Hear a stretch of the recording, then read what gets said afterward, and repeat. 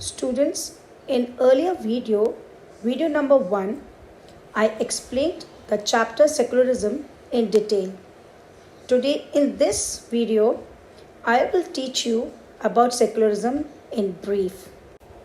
The Constitution of India guarantees the right to freedom of religion to not only individuals but also religious groups in India. This is enshrined in Article 25 to 28. Article 25 says freedom of conscience and free profession, practice and propagation of religion. Article 26 says freedom to manage religious affairs. Article 27 says freedom as to payment of taxes for promotion of any particular religion. Article 28 says freedom as to attendance at religious instruction or religious worship in certain education institutions. Secularism is a principle that mainly involves two basic propositions: strict separation of states from religious institutions. Believers of different religion are equal before law. Separation of religion and state is the foundation of secularism. It ensures that religious groups don't interfere in the affairs of state. The reasons to boost secularism are: it helps in the development of liberal attitudes and values. It develops an attitude of appreciation and understanding of others' point of view. It develops democratic values. It develops scientific temper of mind. It develops a moral outlook. It develops humanistic outlook. And it synthesizes materialism and spiritualism. Secularism protects both believers and non-believers. So, secularism seeks to ensure and protect freedom of religious belief and practice for all citizens. Secularism is not about curtailing religious freedoms. It is about ensuring that the freedoms of thought and conscience apply equally to all believers and non-believers alike. Secularism also seeks to defend the absolute freedom of religious and other belief and protect the right to manifest religious belief insofar as it does not impinge disproportionately on the rights and freedoms of others.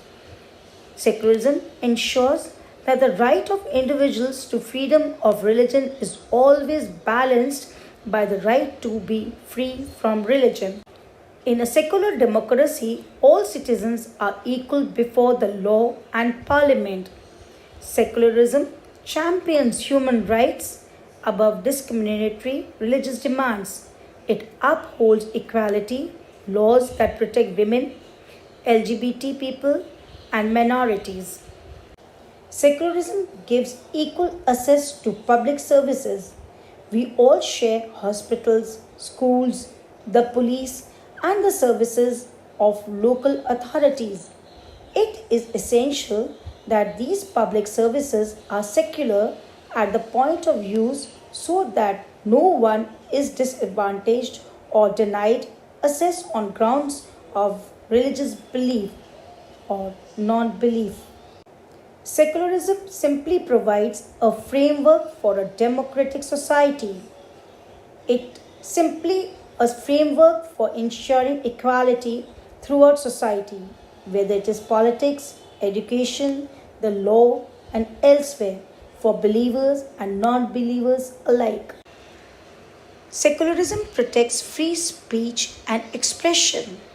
Religious people have the right to express their beliefs publicly, but so do those who oppose or question those beliefs. So, secularism is followed in the democratic state of India, where all the citizens are treated equally. Secularism was introduced to nullify the divide and rule policy brought in by the British. The Indian Constitution included the word secularism in the 42nd Amendment Act in the year 1976.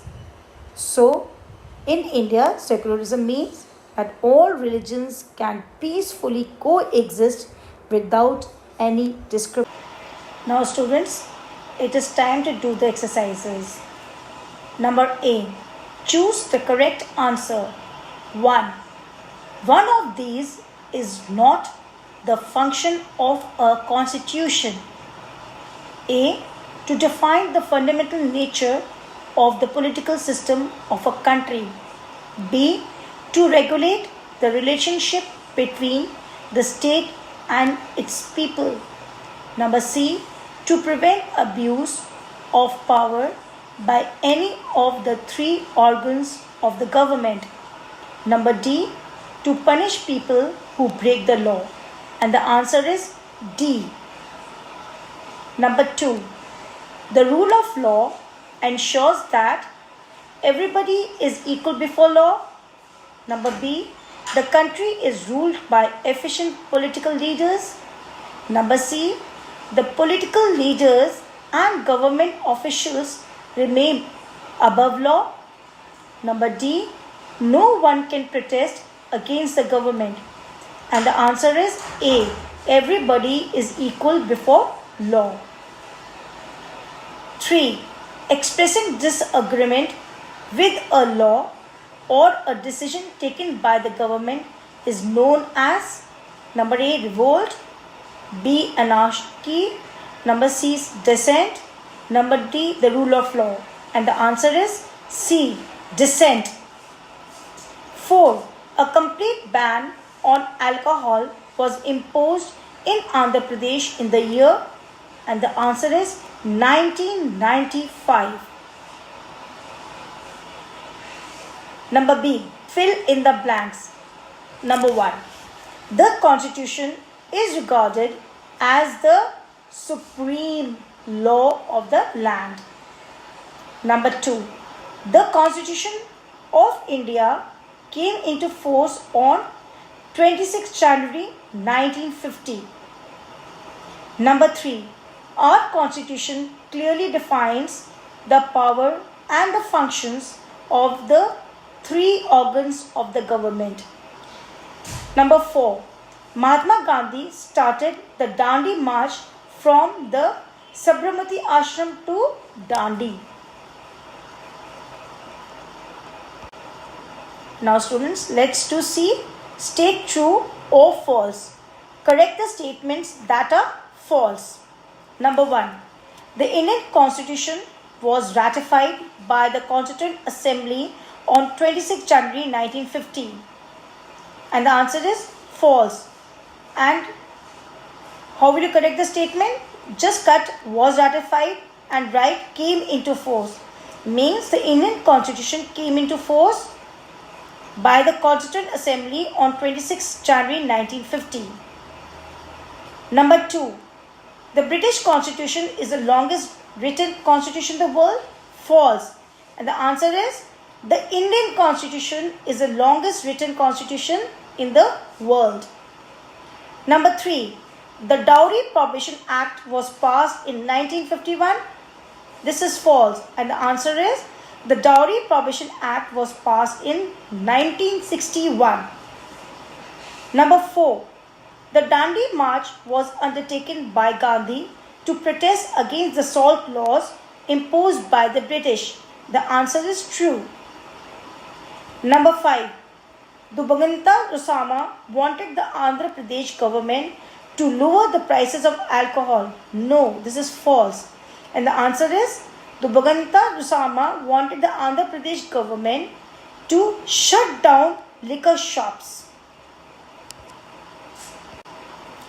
Thank you students for watching the video.